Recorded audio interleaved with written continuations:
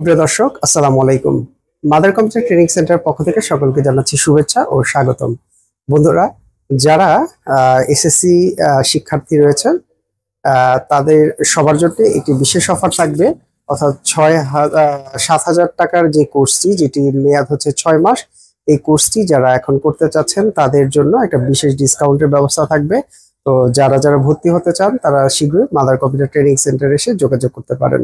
আমাদের প্রতিষ্ঠানের ঠিকানা 159/A, রায়ের বাজার মুক্তি সিনেমা হল, গলি, ঢাকা 1209।